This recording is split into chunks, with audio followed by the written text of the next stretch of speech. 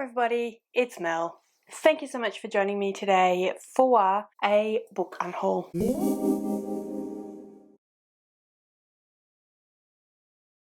So first of all, excuse my somewhat disheveled appearance. I just did a rearrange of all of my bookshelves and I put a bunch of things that I'm going to get rid of on the table literally right in front of me next to you, and I'm going to run some of these things up to the local charity store. Some of them I will take to a different store, but basically I'm kind of in the middle of doing stuff and I wanted to make an unhaul for you, but I didn't want to put makeup on and get changed and do all those things. So this is what we're working with today. Okay, so they're all in front of me, so let's start with the ones on top. So we have Anne of Green Gables, adapted for young readers by L.M. Montgomery. This is, yeah, like it says, this is an abridged version adapted for young readers. I don't really know that I actually intended to buy this. I bought the series or some of the series from a charity store because I wanted to own them, and this was in amongst them, and I think I picked it up by mistake, but it wouldn't have cost me anything really. It probably would just got thrown in with the rest, but I don't really need it, so it can go. And then we have My Nut, I Think, and Pins and Needles by Enid Blyton. This is just a really, really old picture book that I just don't think that kids are going to really care that much about, so there's no point in me keeping it, to be honest. I don't think I'd take it to school, so no point. Okay, moving on. Then we have, these are just in no order, they're in the order they're on the table in, so we're going to bounce around. But first of all, I'm going to unhaul Esme's Wish and Esme's Gift. I'm actually going to unhaul them but give them to my nephew, I think. So I won't get rid of them, but I think that I'll give them to him. I enjoyed them. I think they're really lovely little middle grade fantasies, but I just don't know that I'm going to reread them. And I feel like they're the kind of thing that, like, if I mean with anything, you know, some things you want to keep just because nostalgia or what have you, but for the most part, there's no point in me keeping something that I know I'm probably realistically not going to read, especially when they can go to another family member who will get a lot out of them. I think my nephew will really enjoy them, so I'm going to give them to him. Then I have Deadly Decisions by Kathy Reichs. I don't know what book in this series this is in. This is in the, I think it's fairly up in the series. This is in the Temperance Brennan series. The TV show Bones, which is probably quite old now, was based on this series of books, and I'm not sure what order I'm putting things up in, so you may have already seen my trial chapter or you may not, but spoiler alert, I did not decide to keep it, so yeah, I'm unhauling it. And then I have Mrs. Harris Goes to Paris. Technically, by Paul Gallico. Technically, I should be reading this because we did this for my book club and I watched the movie, but I didn't read the book. And technically I should be because it was given to me so I could read it, but I'm honestly just not going to. I enjoyed the movie, but I don't really necessarily feel the need to revisit it, so I'm going to pass this along to someone that will hopefully enjoy it. Another Kathy Reichs. This is Bones of the Lost, so this is in the same series, and yeah, I just realised that I wasn't really interested in them anymore, so there's no point in them being on my shelves taking up space when they could be in a charity store, so hopefully someone will find them and love them. Another Kathy Reichs. This one is Bones Never Lie, so same story. Don't really have much to say about it, but yeah, it's going. So this next one might surprise you a little bit because I've talked about it a bit, but that is Sugar by Carly Nugent. I really enjoyed this one. I think it's really, really great, but I don't honestly know if I'll ever reread it, and I do think that it is probably something that is better off being in a high school or somewhere where someone can get something out of it and enjoy it more than I'm going to, because in all honesty, it's no point sitting on my shelves. It's got diabetes rep in it, and that could be something that would really, really be helpful to someone to feel seen. So I'm gonna pass this along. I think I'm gonna take it to a local school. Next up is Malala Yousafzai. This is written by Malala, I think, yes, with Patricia McCormick. And same thing again, I enjoyed this one, I enjoyed reading it, but I honestly just don't think I'm going to reread it, and I feel like it's better off. I'll probably take this to a primary school and let them have it for their library. So yeah, that's her story. Then I have Black Cockatoo by Carl Merrison and Hakia Hustler. Same again, I just feel like it's better off being somewhere where people will get something out of it. I had intended to take this to schools and read it, but it's not something I can really read in a day, so I'd need to read it sort of ongoing, and that, yeah, it's not something I'd really read on a day of relief, so that one's going to go. It's going to a primary school.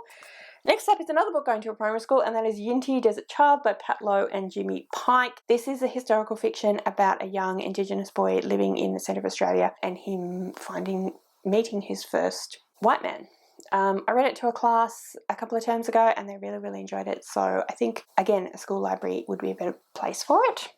Next up is a book. I'm actually feeling kind of bad about this one because it was a present to me from the lovely Ellie, but the honest truth is that I just won't reread it. So that is Serious Moonlight by Jen Bennett. I really enjoyed it. I thought it was well written. I had a lot of fun with it, but yeah, I'm honestly just not going to reread it. So why hold on to it when I could give it again to another high school and they could get something out of it?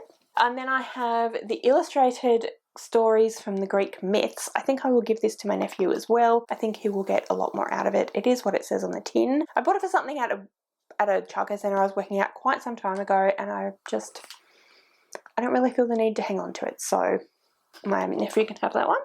Then I have Who Am I by Anita Heiss. This is a historical fiction about an Indigenous child who gets taken from her family and put into a white family as part of Australia's White Australia policy, trying to assimilate her and essentially make her white. I think this is really, really powerful and really, really, really meaningful, but I don't think I will reread it, and it's better off going somewhere where, again, people are going to get something out of it, so I'm going to take this to a primary school as well.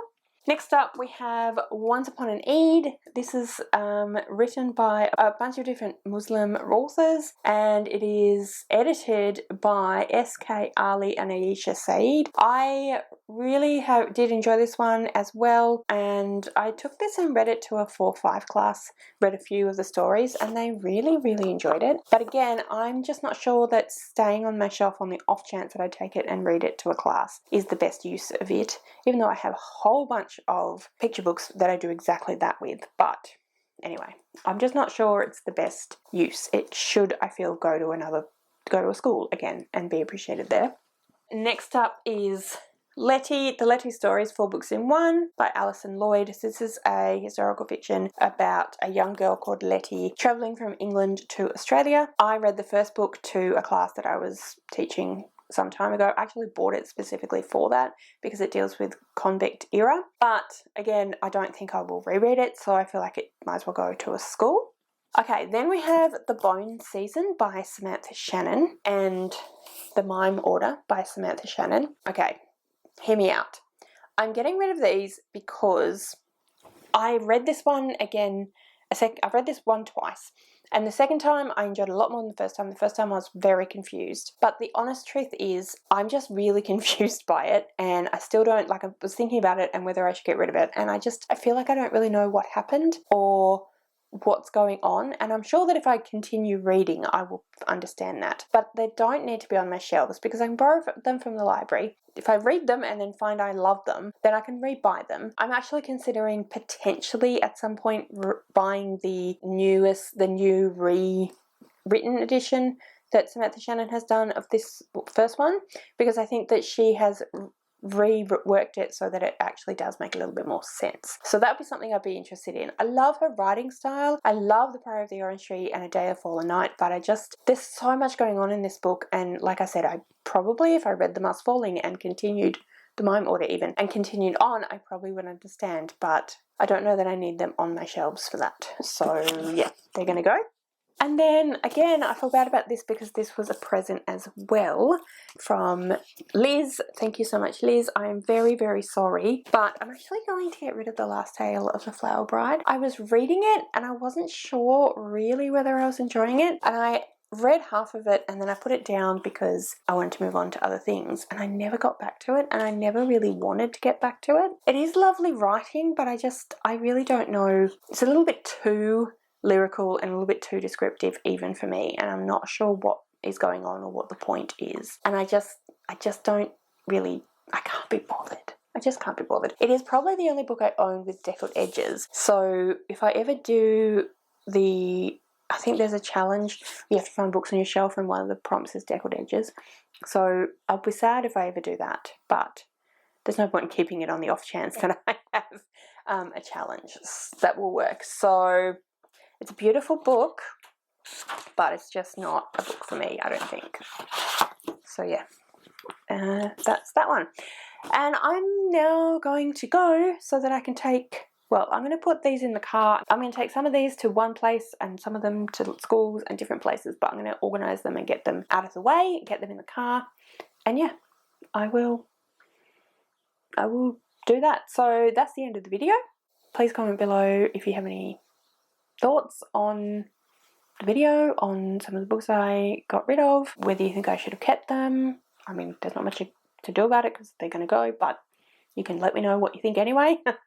If you'd like to leave me a comment but you don't know what, then leave me a garbage bin emoji. Even though I'm not actually throwing them away, I am going to take them out of my house. So I feel like that kind of works. All of my social media details are listed in the description below, so if you'd like to go and follow me on any of those other platforms, please feel free to do so. Thank you so much for watching. I really hope you enjoyed this video. If you did, I would absolutely love it if you would subscribe to my channel and give this video a thumbs up. And yeah, like I said, thank you so much for watching. I really hope you enjoyed this video, and I will see you next time.